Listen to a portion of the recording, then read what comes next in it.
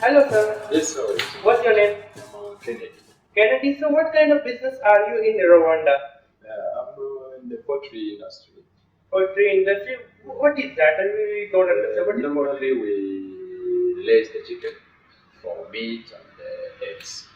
Then we sell to people here in Rwanda. Okay, you mainly supply eggs or chicken? And now, these days, because it was in the beginning, we are buying the eggs from the farmers and we sell to big markets here in Rwanda, Kigali, and outside of Rwanda, like Goma, Congo, also meat, the same. Okay. Another question. Normally, you always heard in the news days like bird flu, H5N1 virus related to the poultry. I mean, so you cannot eat the bird, you cannot eat the egg. How do you respond to it? Okay. When these kind of disease come to the poultry, to the chicken? Yeah, that is also the question. Here in Rwanda, we have not faced such a problem. Not face like in Asia, normally. Yeah, because our government is tough on that. Yeah, the things of agriculture, livestock, we have our government is strongly focused on that. Yeah, always there is like a task team. They are moving around. They work day and night with the farmers. Also, they know they have information. Also, there is another system which is new in Rwanda, where we give the information to the board. They know if there is a disease, if there is a breakout, if there is anything. It's easy to manage. We report to them, they night they know how to manage. Because on these days we didn't face such a problem. As you know, Asia, even some African countries, they have faced such a problem. But for us, we didn't. Okay, another question, what do you feed your chicken? But feeding, we have factories here. Normally, our feed is based on our local raw materials like maize, fish, soja, and everything also there. That's a good feed. Yeah, and also sunflower seeds. Do you feed or do you put some injection to make the chicken big? No, we In feed. some countries you don't No, have no, no, that. no, no, no. We feed. It never happens. Yeah, it's never happened. If a chicken is big, it's not fit for the market, then what do you do? Yeah, now what we do,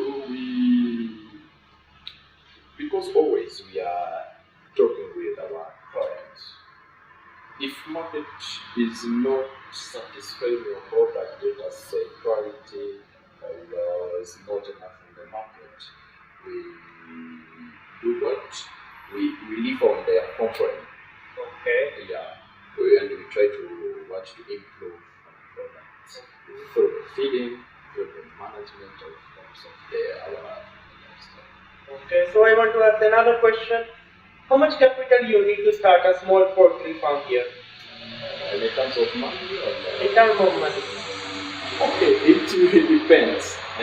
If it's a small one, let us say like a batch of like 2,000 parts of broilers, that one it will go to about like 80,000 USD. 80,000, 1 8. Yeah, because it will be a site. Okay.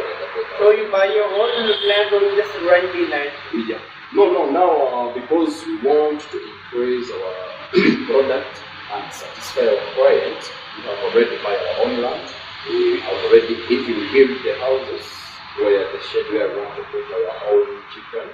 We have everything. So do you think there is an export from Rwanda to another neighboring country for the poultry farm, for the eggs? We hope so. Okay. Yeah. In which country you are hoping so? Now we are working with our neighboring countries. There is a Congo, there is also Burundi, also some people from Ghana that are big marketing in this one. What do you think of the competition from Uganda? It's not bad. It was through competition you learn. Yeah, definitely it's good. Yeah. So in Rwanda, are there some eggs or chicken coming from Uganda? Yes, a lot. So how is the pricing? How are you? I mean, competing it With the quality. pretty quality. So you are selling at high price but at better quality. No, okay, we can't say any high because our things here is a regulatory. You can't sell it as you want because there you will be killing the people. What we do is to know how to manage our birds in order to give good meat without something else. Yeah, they are the people they will choose. And it is on the market. People here in Rwanda, people they will choose, they know. If there's other from outside countries, but people they know. If this one comes from this farm, they know how best it is. They will choose yours. Okay, that's good. So now you're exporting to, I mean, now you're selling your poultry, your egg chicken to who? To restaurant, to directly to shop, to who you are directly dealing with? Yeah, now it's restaurants. We have a restaurant, we have shops, we have hotels. Also, we have the people who want for their houses. Okay. So how are you thinking to expand your business in upcoming year? Now we are planning to expand, yes. We will build our own content as I told you, in order to satisfy our customers, also to increase the product market. I hope next year or 2 years, okay, we will be in our. Okay, so now last two questions. What do you don't like about your business? Come again? What do you don't like about your business? What I don't like, as you know, we are in our country, is a country of services. We are research service. It's a service country. Yes, it's a service country. It means if I promise you the service, let us say if you come to me, you say, oh, Kenneth, I want the eggs, let us say on Wednesday.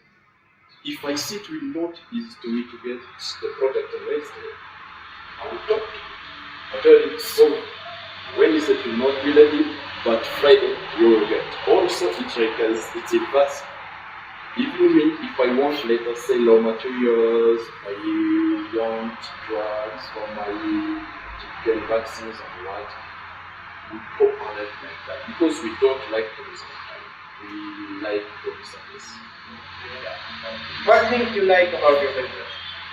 Oh, I like it because it's somehow open business. We learn, and it's a cooperative business. We meet with the people. It helps us out. So it was nice meeting you. Thanks a lot. So I'm really excited for your business growing in upcoming year. Wish you good luck. And it was me, Rame with Kennedy from MBA Market Business